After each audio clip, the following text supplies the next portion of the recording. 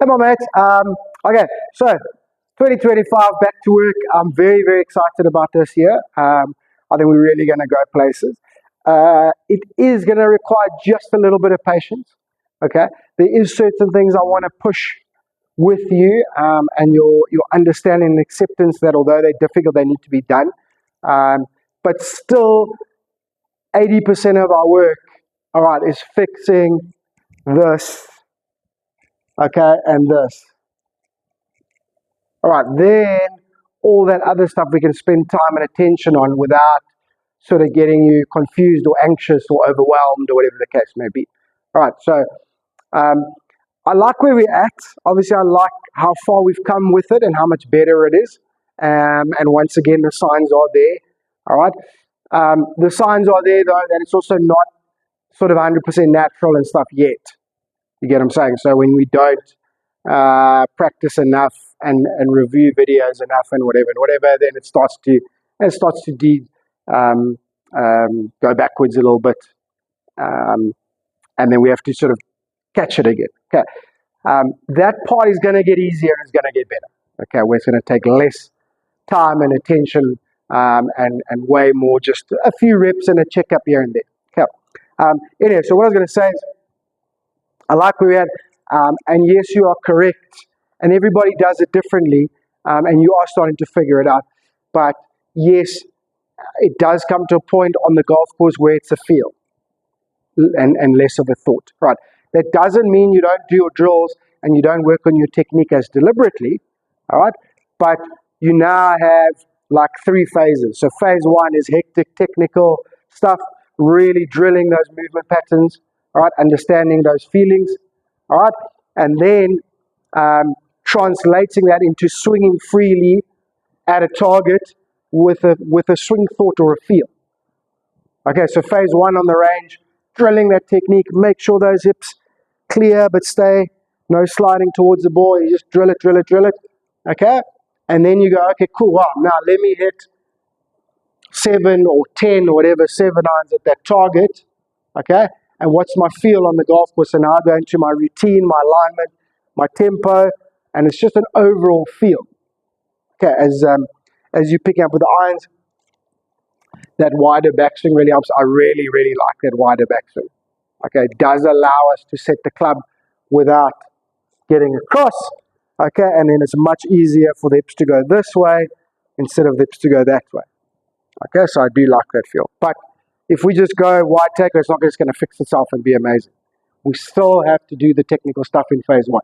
So phase 1, do the technical stuff. Stay phase 2, the swing thought, the routine and the feel at a target, build some confidence, obviously, and then stage 3, take that feel and that swing thought to the golf course. All right, so we've been skipping out phase 2 in general, okay, because we just have to let it settle down, and obviously that technical work is really what's holding you back. All right, okay. Obviously, we've learned a lot about short game, putting, all that type of stuff along the way as well. Okay, so don't forget that stuff. All right, so in 2025, we've got to build your mental game without, again, confusing you or overwhelming you. We've just got to build that mental game. All right, that is what's going to hold up on the golf course. All right, so not this week. I want to do a little bit of a checkup and see where that everything is, but we need to start building basically a routine. I know we tried a routine with you and it was too much. Okay, we must stay on top of that stuff. Okay, and also I want you to start understanding the difference between process and routine. Okay, so that's what we have to build. All right, and also we need a process and routine for each facet of the game. So we need a process and a routine for putting, a process and a routine for short game, a process and a routine for iron play, and a process and a routine for driver. All right, they can all be simple, whatever. We're not going to confuse them, we're not going to make them too hectic. Okay, they can be feel-based, as we're now working with you, or understanding that with you, feel stuff works better on the golf course. All right, but we still have to earn the right and earn the trust in that feel, either on the range, on the chipping green, on the putting green. Okay, so that's really what we're going to be working on. All right, tying into that and why are we doing that? That's where we're at this part of the journey, but we've got to figure out for you a sort of, they're kind of related obviously, but a plan to start better, Okay, and then obviously set as a plan B when it's not going well. What do I do? Okay, all right. So we're going to do a little bit of that in our first session. Okay, so obviously I want to check where we're at in terms of club face, setting the club, and that posture. Okay, so we just work through a quick little warm-up. All right, so first part of the warm-up is going to be our shut and hold. Okay, so anything, wedge, 9-9, 8-9, whatever. Okay, so really keep that face shut on the way back. Hold it through as much as you can. All right, and then we're going to do shut and hinge. So we want to keep it shut. Okay, but we want to use the right wrist to really set it. Okay, I think you said your left hand, so if it needs to be left wrist, that's fine. So if right wrist is doing that, flexion, okay, then left wrist is doing that. It's very slight bow. Okay, but try and get that L shape that we've worked on before as a warm-up, but with the face shut. Okay, so then first few, say 5 of them, shut and hold, then shut and hinge. Okay, shut and hinge. Okay, you can hear the difference there. Okay, so that's the warm-up. Right, then one drill. So you understand the technical stuff, I know that. Okay, we just got to keep drilling it. All right, we're going to do a drill, sort of going to incorporate them. Okay, I personally don't think this drill is going to go very well. Okay, but maybe it does, who knows, right? But it is going to isolate how close we are, okay, to matching up essentially 2 things, but I guess 3 things, because obviously the hinge, yeah? Okay, the action, the real athletic use of the shaft and flushness of that strike, right? Okay, so it's more like a diagnostic type of thing than anything.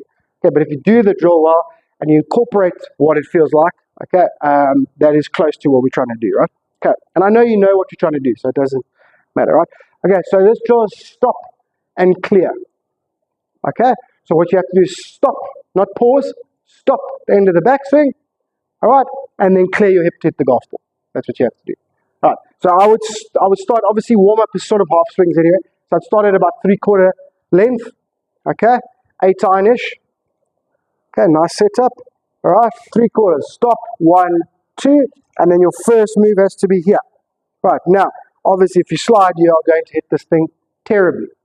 All right, and with stopping, you have no chance to manipulate your arms and club to get a half decent strike. Okay, because actually you're quite good at it. You're way more gifted with good hand-eye coordination than you think you are. Okay, and that's almost been why it's been more difficult to fix the technique, because you can get the technique 40%, 50% correct and hit it great. Okay, whereas a lot of people would still miss hit the ball terribly at that point. You can actually get away with it, and then you start to feel, oh, okay, cool, this is good. And then you don't realize, oh, in a second, it still needs a lot of work, even though I'm hitting it so much better, right? Anyway, stop and clear, right? So 3/4 swing, stop, 1, 2, and then you clear the hip, and we will figure out where the posture is, where the hips are, okay, and where the club face is. All right, so here we go. 3/4 swing, 1, 2, hip first. Okay, it's not a drill I do very often, I'll be honest with you, okay? But you can see that was a pretty good diagnosis of where my golf swing is at. Okay, balance was good, sequence was good, hit the middle of the face, the ball went straight. Okay, almost went its full distance. All right, so it's very, very, very, very hard drill. Okay, so don't get frustrated with it, and we want to see it on camera. Okay, but I think you are ready for it. All right, okay, so this week I just didn't want to do more of this and more of that. Okay, I just want to try and move things on a little bit and just start slowly teaching you the next step, but also showing you or checking where are we, how much work does the technical stuff still need. Okay, and then the second part of the drill is now just going to be a little bit of learning for both of us. Okay, so we're going to track it. Okay, you can try it with a few different irons, maybe 8-iron, 6-iron, something like that. Okay, what I want you to do is I want you to hit at a target. I want you to hit 5 draws deliberately, so aim right, hit a draw deliberately. Okay, 5 fades, aim left, deliberately hit a fade. Okay, and then 5 punch shots. Okay, so remember, sort of back foot, hands forward, quite a steep divots. You often don't take divots, obviously we know because of a little bit of that. Okay, low, punchy, hold off that follow through, 5 of those. All right, we'll go with execution rate, but also with feel. What feels better to you? Okay, so we're going to learn kind of what is a good feel and go-to shot for you out on the golf course to start with, also as plan B. Okay, and then driver, I think do the same 3 wood. So try punch 3 wood. Okay, if you get it right, it can work at trump because you can actually run the ball up a long way on certain holes. Anyway, so just try it with 3 wood as well. Driver, I want 5 draws.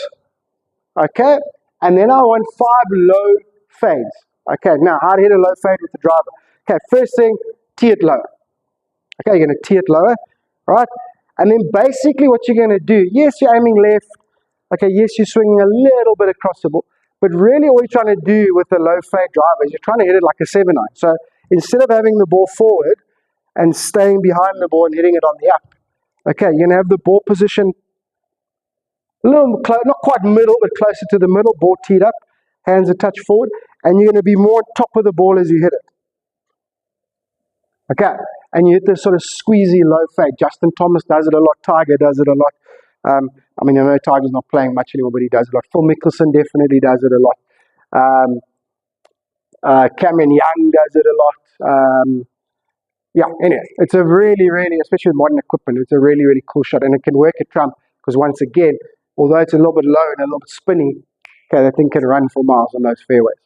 Okay, so 5 draws of the driver, 5 low fades. All right, we're going to then go, try and track them if you can. All right, just even if it's a piece of paper or whatever. 5 draws and you go, 3 were good, 2 were left.